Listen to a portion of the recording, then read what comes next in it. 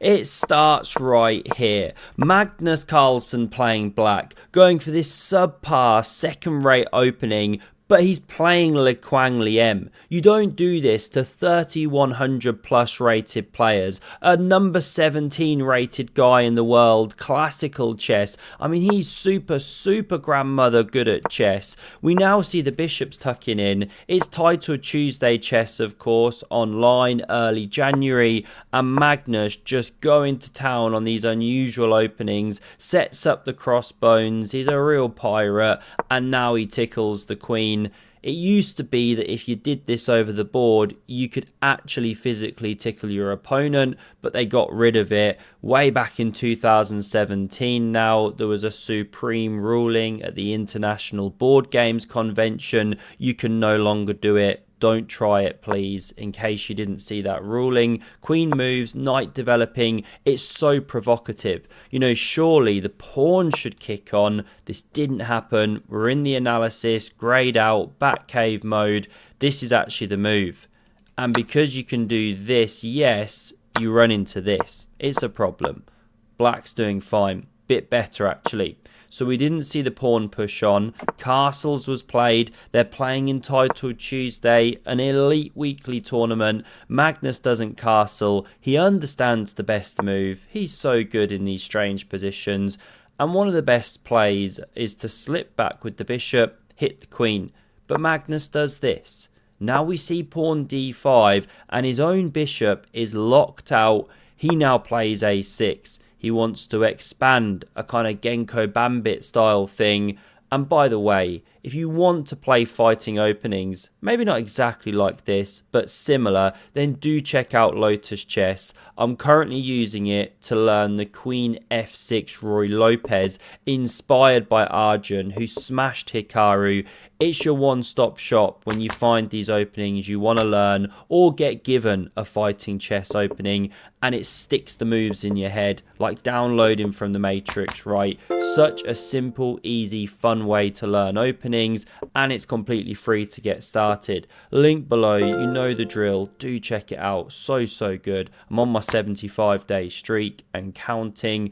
Now we see this knight developing. Magnus is losing the legendary bishop bear, but he doesn't care. He castles. We see bishop f4 and he strikes with b5. He is giving one of his foot soldiers through this whole sequence, but he wants to destabilize the center and he wants to open lines on the queen side. This is the play you get for the pawn, but this isn't a pure Benko. This is some sideline thing. Magnus should actually be taking here, best line, but he does this. Supporting the pawn, yes, but it allows knight takes.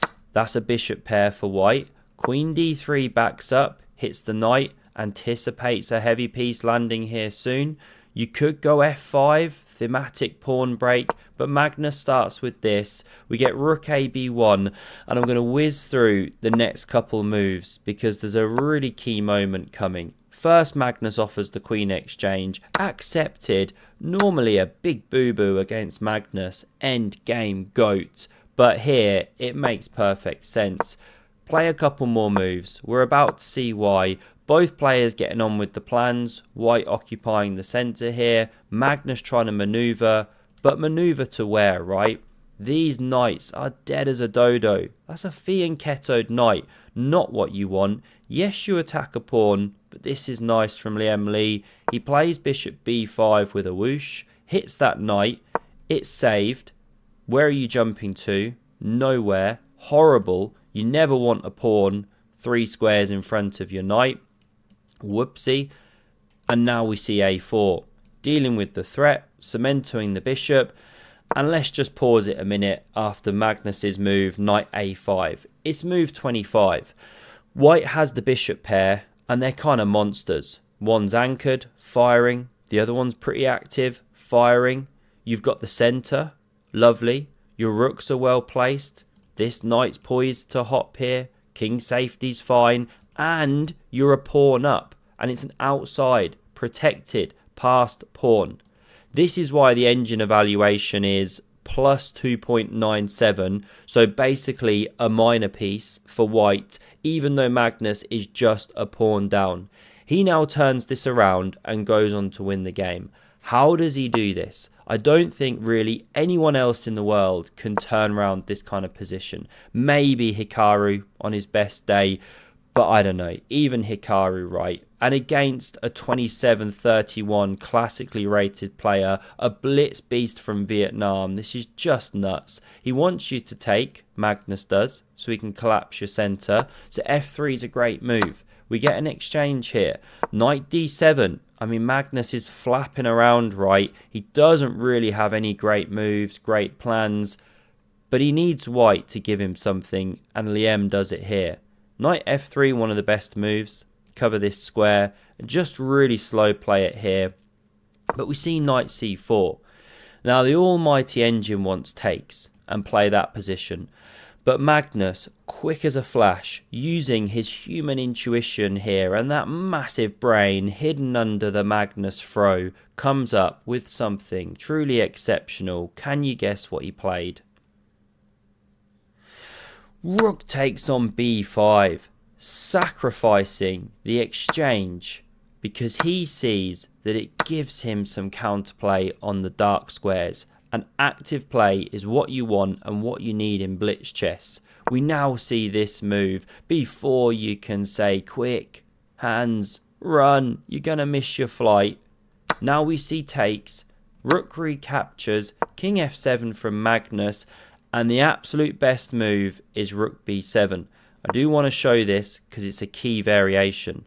Knight's hit, what's your play? You can't defend from e6. If king e8, surely you're running into this and losing a piece. So knight e5, right? The natural move. But then you're in time with bishop g5. And because this pawn is collapsing, and with it the position, if that goes, you have to interpose. What's the big deal, I hear you say? Well, removing those bishops really helps white. The king can now step to g1. You prepare to check from the f-file. Pawn still under pressure here. It's a much better version of the game for the white player. But in the game, we saw rook c2, keeping an eye on the second, responding to Magnus's threats instead of creating his own. Now bishop f6 covers the g5 square. Nice from Magnus. Rook b7 still best, but king g2. Why is that the question mark of a move? Like, what's so bad about it here? You're going to see. Knight e5 from Magnus. Couple of squares now available. Knights are so tricky in blitz. Now h3, any time control to be fair, stops this jump, but now this one comes. And we see the big problem with the king on g2. You're not only hitting this guy, but threatening a crafty knight and king fork. Sorry, rook and king fork down here. So the rook has to back up, cover the square, you know, big difference between this. And now rook a4, and the e-pawn is collapsing. How do you defend it? You can't obviously interpose with the rook, that's a free rook. You can't come via e1 and defend in any way.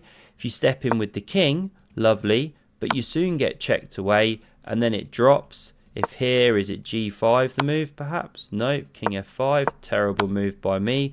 What's the play? h6, preparing it apparently. I don't know, h4, rook a3. I don't know. There's no clear way to immediately kick away that king, but it looks to be the wrong square. There could be ideas of another check in the air. I don't know. So you can technically hold the pawn for longer. Didn't explore this line as you can see, but that comes with its own problems. Wandering onto the dark squares there, into knight jumps, rook still very active. That wasn't the game. The pawn was abandoned. Now we see it taken. Bishop hit. Now it is defended. I was about to say moved. Can't always keep up with my lines.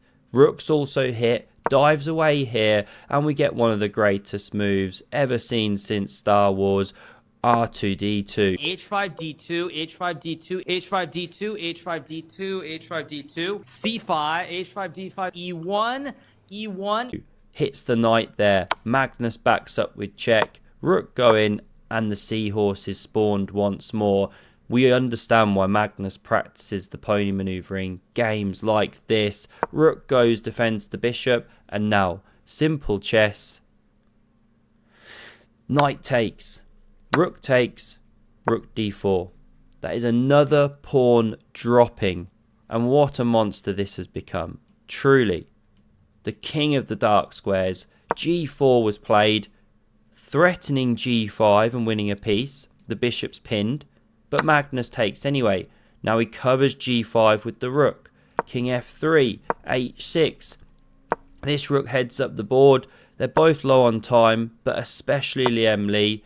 Now we see h5 from Magnus. Of course, committing the pawns to light squares for now. So much more complementary of the bishop.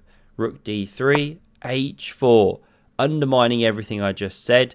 You could have captured, but also this makes a different kind of sense that it's a bit more advanced, a bit closer to the queening square. Possibly ideas of this one day and all sorts. This was played. Now pawn d5. Not the most precise, but we won't worry about that. King g2, e5 sets up the big black centre. And the best way to try and fight for a draw, this is still a technically level position. You do have a rook after all over a bishop, is rook b3 or rook c3. And you're going to try and get in down here, create some checks, create some issues. In the game, we saw Liam fight with the move g5. As you can see, it's a big mistake, but it's very far from obvious why. If you're playing with black, what are you doing here? Let's ask the obvious. Can't you capture? Yes, you can, but you've just left the defense of this. Rook takes, double hit. Centre's now collapsing. This is a drawn position, should be.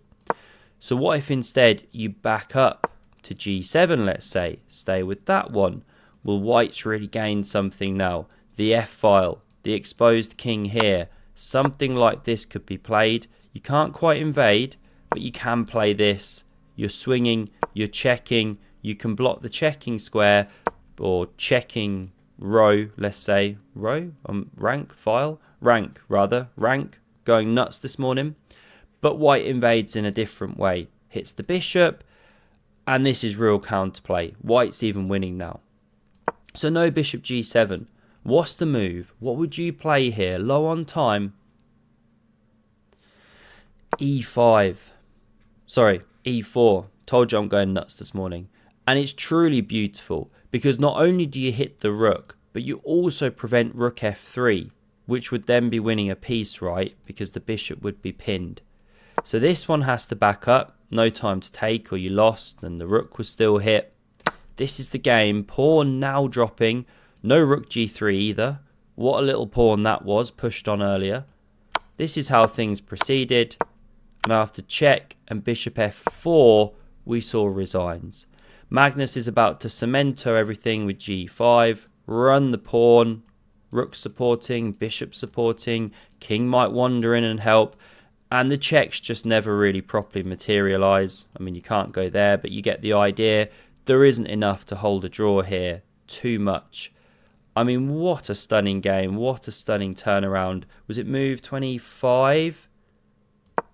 I mean, who's winning this with black from here? Pawn down, bishop pair, terrible knights. Just unreal. Centre under siege. That's Magnus for you. Hope you enjoyed. Do check out Loads Chess if you want to try some fighting chess openings and have a look at the video on screen for some more epic chess. Cheers.